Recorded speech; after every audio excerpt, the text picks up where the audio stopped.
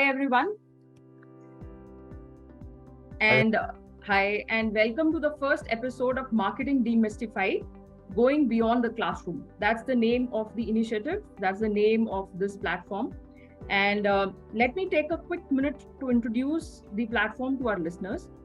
There is one marketing which we learn when we are in schools and colleges, right? And then which is basically the theory part of it. And then there is another level of marketing which we practice when we join the industry. Now, although genesis of both the marketings is same, somewhere there is a gap. Somewhere we get lost in between. And all of us have gone through this in some stages of our career.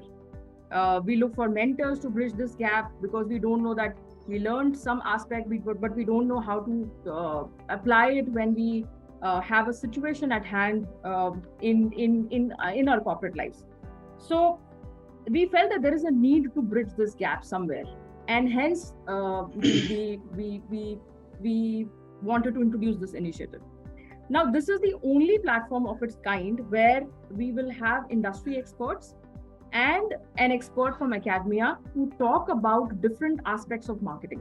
We will start from very basic and we will go deeper and deeper as we progress on this journey. So this is the first episode, and today we are going to talk about something which forms the basis of the entire marketing, which is consumer research insights and the role of consumer insights in making the marketing strategy from good to great. Hence, the topic for today is good to great marketing strategy, the role of consumer insights. Before we proceed to the topic, let me quickly introduce myself. I'm Harpreet. I head marketing for Kangaroo Group. I have recently been awarded as Asia's top 100 market leaders in marketing and communication.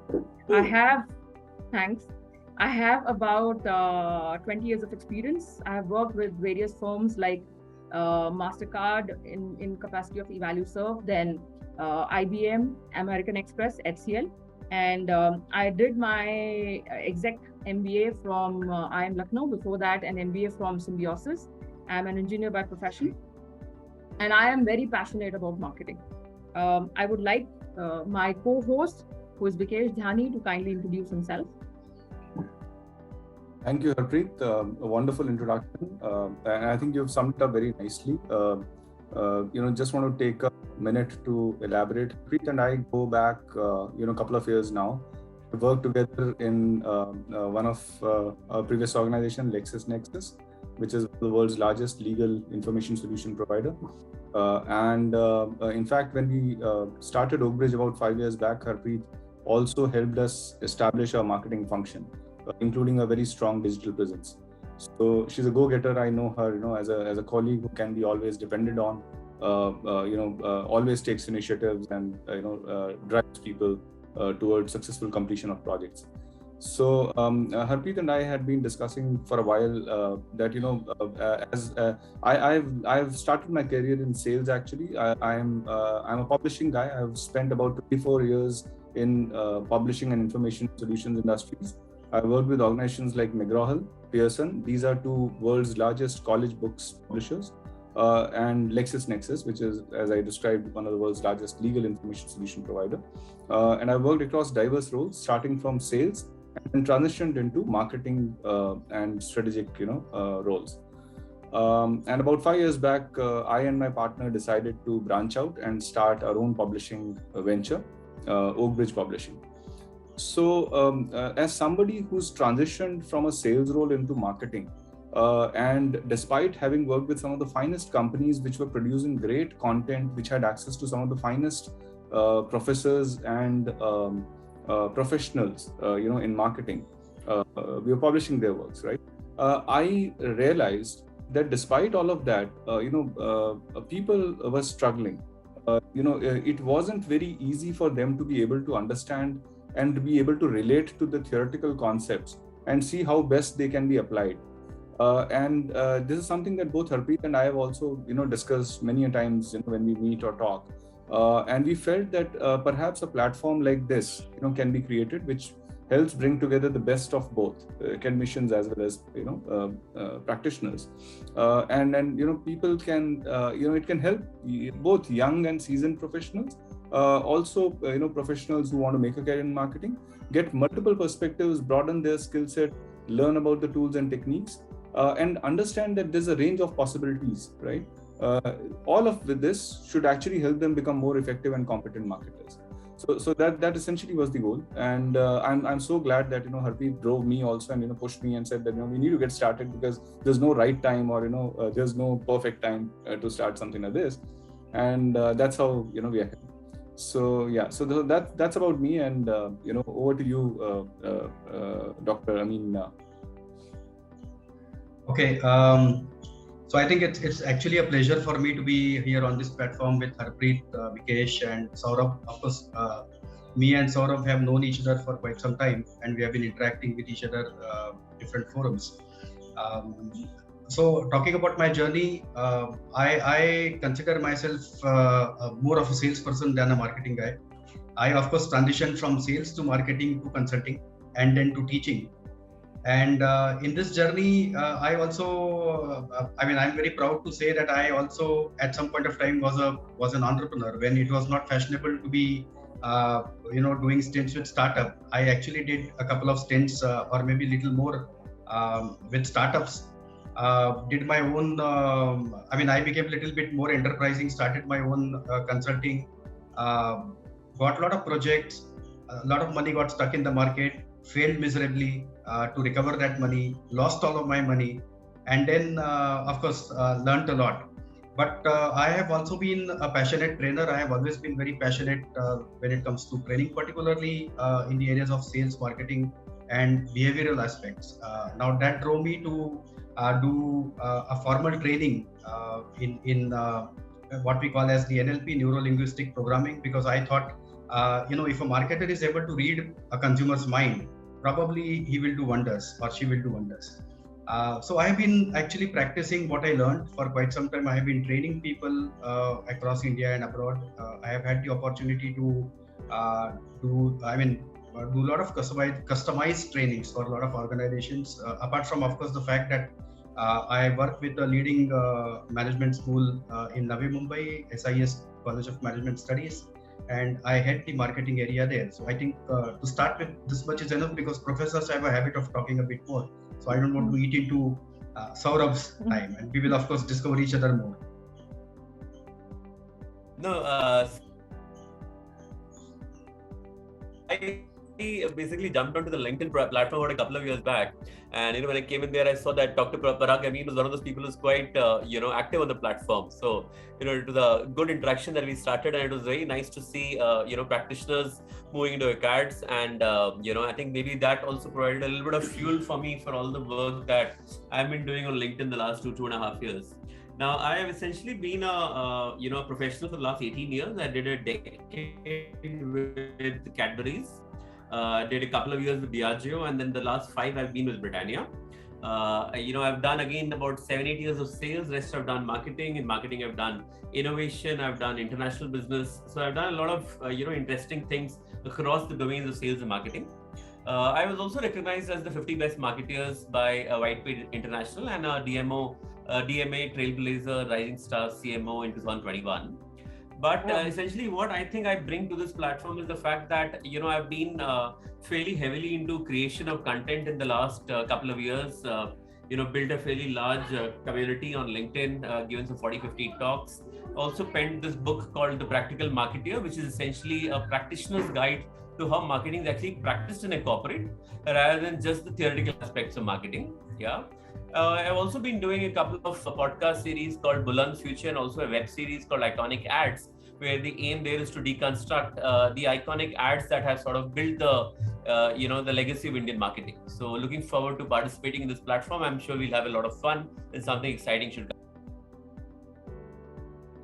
Sure. Thanks a lot, Saurabh. Thanks, Dr. Amin, and thanks, Vikesh. So we'll kickstart the conversation. The topic for today, like I said, is good to great marketing strategy, the role of consumer insights. Now, first, let us explore the what and why of consumer research and insights. So, Dr. Amin, I would like you to talk about why consumer insights are important, how do we collect them, and do you deploy any special process, any technology, any tools, any methodology? I would like that you elaborate on this aspect. Why is it important? And do you deploy any special process or any special tools while you collect these insights? Sure. So I think, if any organization, I mean, let us put it very simply, if any organization wants really to survive, I mean, forget about even making profit or making any great revenue, but even if it wants to survive, it will have to understand the consumer that it is serving, right? And I would like to probably make a little bold statement that there are very few organizations who actually attempted to structurally understand who their consumer is, who they are serving, right? In true sense. Most of them probably serve a certain section of the society who they call as their consumers or their customers or whatever. But the kind of analysis, the kind of depth that they should have gone to understand the consumer, most of the companies have not yet reached there. Of course, I must admit that there is an attempt to go to that extent. So it is not that understanding a consumer is something which is new. In fact, it has been a traditional art. I mean, if you look at our traditional entrepreneurs, I mean, probably one-man entrepreneurs or whatever, small companies, they have been understanding what we call as the pulse of their consumer, right? I mean, you look at a Kirana shop, and have you ever wondered why a particular Kirana shop is doing well and why some other Kirana shop probably in the same gully or mohalla is not doing that well, right? And we basically, I mean, as a marketer, we might attribute it to several reasons. We might say that, bhaiya, iska visibility nahi hai, the place where he is not very good, and so on and so forth. We apply a lot of parameters. But at the same time, you will also find a lot of other Kirana shops who may not be as privileged with respect to the visibility, with respect to their location, etc. They are doing fantastically well, right? Now, why is it that they are doing well?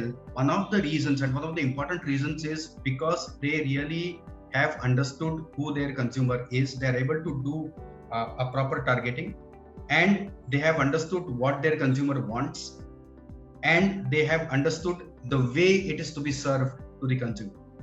Now, in this context, if a small Kirana fellow can actually do this, I'm sure every big and small organization needs to do this, because it is just about survival. And then after survival, if you really want to grow, I think one of the ways that you can actually drive the growth is by leveraging on your understanding of your consumer. If you have not really understood your consumer well, you will probably not be able to grow. And so I feel that understanding a consumer, getting a consumer insight is what has always been a challenge for marketers. I mean, this is despite the fact that there has been so many developments in technology which has facilitated gathering consumer insights. But at the end of the day, interpreting that data is still something which is being done by human beings, right? We talk about AI and we talk about a lot of other things. But this is one area which continues to be a gray area. There have been so many researches in particularly the consumer front, both in B2C as well as B2B. But one question that a marketer is still failing to answer convincingly is, why would somebody buy from me? We only speculate. We only say that, if you do ABCD well, probably the consumer is more likely to buy. We never say for sure that if you do 4 Ps or if you do STP or if you do whatever, the consumer will 100% buy. Nobody says that. So there is still that element, that gray area, and which is what is a very, very challenging area. And my personal belief is that to a great extent, this can be addressed if we are able to really gather consumer insights very, very well. Now, the next question is, how do I gather consumer insights? I mean, we have understood that it's very important to gather consumer insights, but then how do you gather consumer insights? There are multiple ways. Most of these research organizations, they are doing it very, very structurally, very, very methodically. One of the most common ways that they do is, of course, they run some kind of surveys, right? They have a structured questionnaire and then they run surveys. They select a particular sample size, and then they get responses, and then they do a statistical analysis of these responses, and then they try to gather some kind of intelligence. That is one of the simplest and the most popular methods of gathering consumer insights. But in addition to these, there are several other methods. For example, when we particularly talk about the qualitative aspect, because when we look at gathering insights, there are two basic ways in which we approach. One is the quantitative method and another is qualitative method. So quantitative basically talks about everything that can be measured. So for example, I want to understand whether a consumer is satisfied with me or not, and I run some kind of a survey, and I have a method of measuring whether the consumer is satisfied with me, my services or not. Whereas qualitative essentially talks about everything that cannot be measured. So when we specifically talk about qualitative aspect, other methods of gathering insight is interviews. I go and interview my consumers, collect a lot of insight from the consumers, collate, and then try to derive intelligence out of it. Nowadays, there are software tools which are available for me to really churn and then derive the intelligence. Then there is something called as focus groups. So the interviews can be done either individually or interviews can be done in focus groups. That's another method in which I collect, let's say, the consumer insights. There are cases where the marketers get into what is called as observations. So they identify a particular group, their target group, and they do observation over a period of time. They gather a lot of insight by these observations, and then they try to derive intelligence out of it. There is a lot of insight that actually can be collected from existing literature, existing documents. So that's another method in which you gather the documents, you read those documents, you try to extract some kind of insight from those documents, maybe churn them and derive some kind of intelligence. And nowadays, of late, thanks to the developments in the technology, we can also collect a lot of insights by monitoring people on the social media, by monitoring people online. So we generally call it online tracking. We try to find out how do they behave. So these are some of the ways in which we have been gathering insights from consumers. And of course, there are nowadays a lot of tools and techniques which are available to churn the data that you have gathered and then derive intelligence out of it. Sure. Thanks for that understanding, for giving us that understanding, Dr. Amin.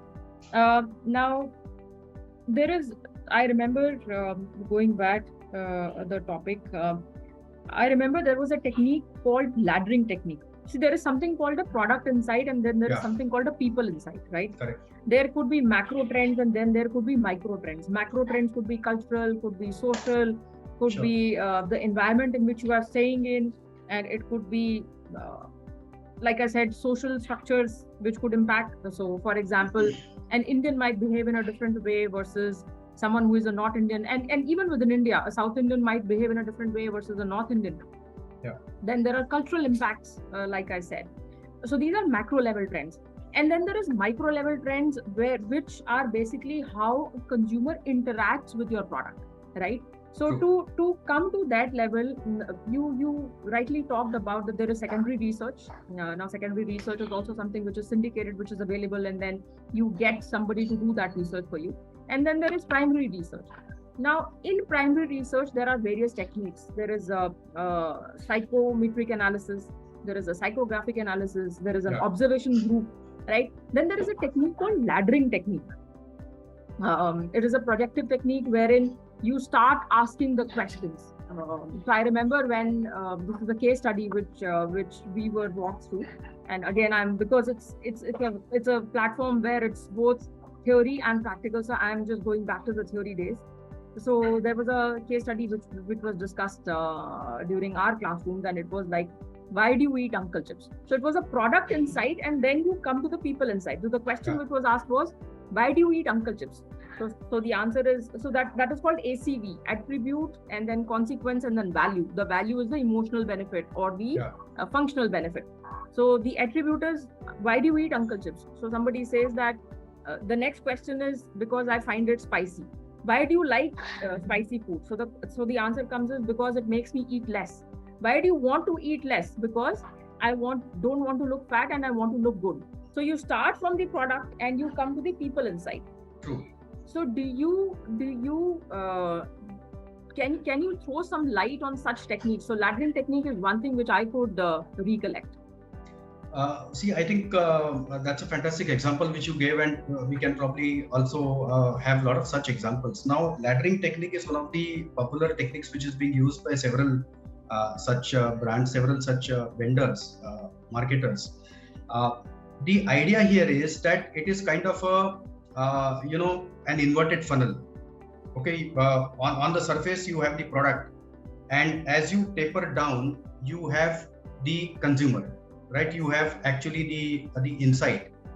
Now, what is very typical about this is that when we are looking at any kind of a laddering, a laddering technique, what are we trying to find out? We are trying to find out some of the key attributes, right? As we move from the product to the consumer. So, for example, we might start asking very superficial questions or surface level questions in terms of the product attributes.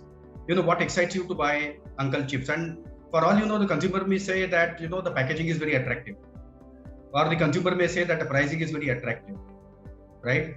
And then you as you dig down a little bit more deeper, he might probably talk about the taste. The consumer may talk about the taste. The consumer may talk about specific aspects of taste, because again, when we talk about taste is very generic, right? If I say that why do you like Uncle Chips, and I say that I like it because of its taste, a marketer will not be satisfied and should not be satisfied by that answer. The marketer should ask, what is it about the taste that you like? Is it very tangy? Is it very spicy? Does it have a particular flavor? Right? Is it very crispy? So then you dig down further. The idea here is that as a marketer, can I understand those 3 or 4 things which are absolutely essential for that consumer, and which probably have led to that consumer buying that product? Right? So eventually we have to relate it to whether the consumer will buy that product or not.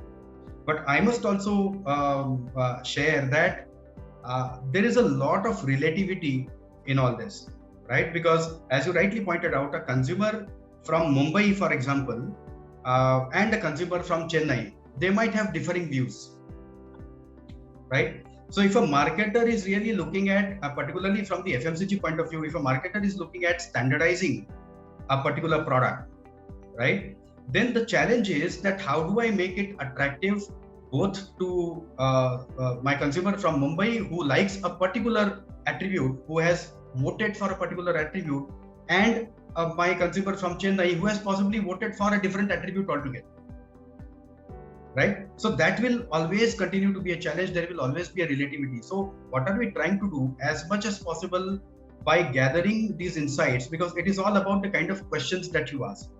One of the important things in research and while collecting insights is, are we asking the right question? Absolutely. Because if we are not asking the right question, we will never get a right answer. And I always tell my students very jocularly that there's always in an interview the icebreaking question is, tell me something about yourself. Now it is an open-ended question. I can talk about anything. But the point here is that if I am a marketer and I ask my consumer, okay, tell me what do you like about the product, or why do you like a product, and for all you know, he might tell me 100 things which may not actually make much sense to me. So therefore, these techniques, the laddering techniques, will fundamentally try to understand or try to drive that consumer into sharing little more specifics, right? Now, are they really successful? Are they helping? Are they giving the kind of insights that we really want to have?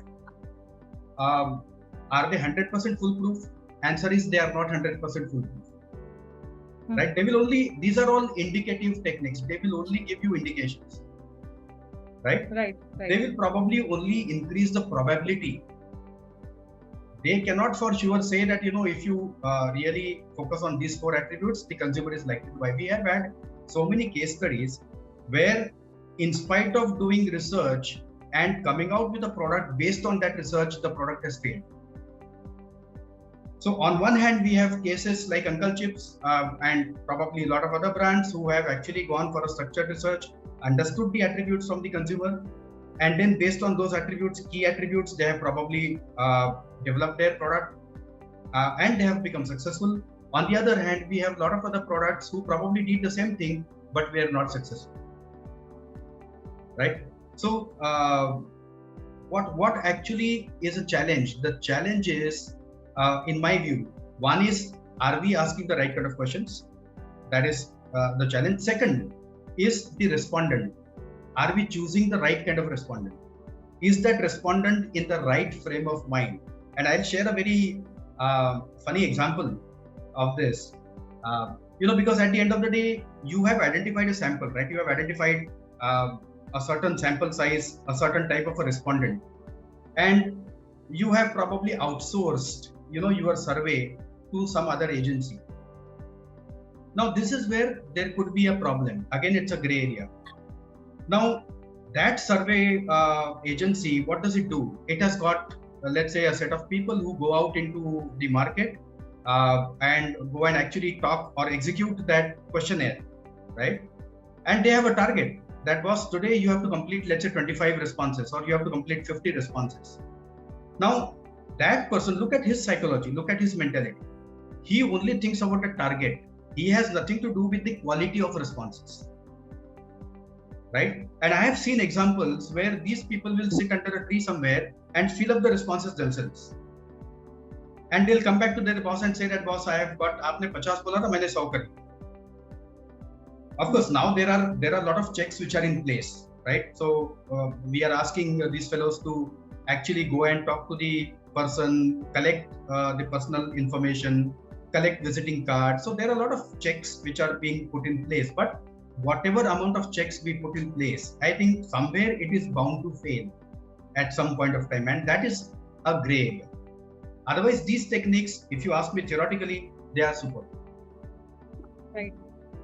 So thank you so much on enlightening us. And Saurav, so like we were discussing with Dr. Amin about the laddering technique or the way different surveys are conducted. This is the theory part of it. Although some bit of it might be something which he has exercised also. But in industries, specifically, let's talk about Britannia, or let's talk about Diageo. Have you used any of such things, or how do you conduct the structured research? Do you do focus group, and do you actually use these laddering techniques or any other techniques which you want to talk about? Sure. So let me go a little further back. Let me share an example with one of my first marketing stints, which was when I was the brand person with Cadbury Celebrations. Now, this was actually a fairly fascinating stint for me, and probably, my experience there had a large role in making me the marketeer that I am today. It was one of those defining stints per se, right?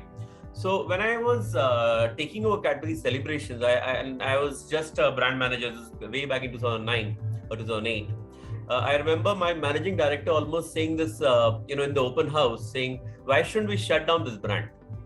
Because the brand is not making any money. It has stopped growing for the last, 3-4 years, stopped growing, and its operating income or profitability has been negative for the last 15 years, right? So it seemed like a dead duck kind of a portfolio to take on. But it turned out to be, probably one of the most scintillating parts of my career. Yeah. Now, in turning around this brand, and we grew the brand by around 25% CAGR over the next 4 years, we doubled it. Wow. We also, improved our profitability from a negative 5% operating income to a plus 12. Yeah. Now, insights and research had a very large role to play in solving these problems, because I solved this problem both with using quantitative research as well as qualitative research. Now, in the case of quantitative research, where did quantitative research help us? Quantitative research really helped us when we wanted to understand what's wrong with our mix, because we had these 24 SKUs and every shape and size. So there was a hexagon SKU, there was a SKU with a window, there was a large pack, there was a tin pack, there were assorted chocolates, there were chocolates with dark chocolate in it, dry fruits wrapped in chocolate, there were shapes, there was everything you can imagine, right? And we said that this is a mess, because you got so many SKUs, you don't even know what the consumer is taking out of it. Why do we have such a large portfolio, and what really matters to the consumer? So we went back to our insights team and said, how do we solve this? How do we understand what is it the consumer really values? and we did this quantitative research called a purchase decision hierarchy. Excited to know what Saurabh was talking about in the last few seconds as a framework. Then do stay in touch and watch out this space for the next video, next part of this particular episode, which will be released shortly.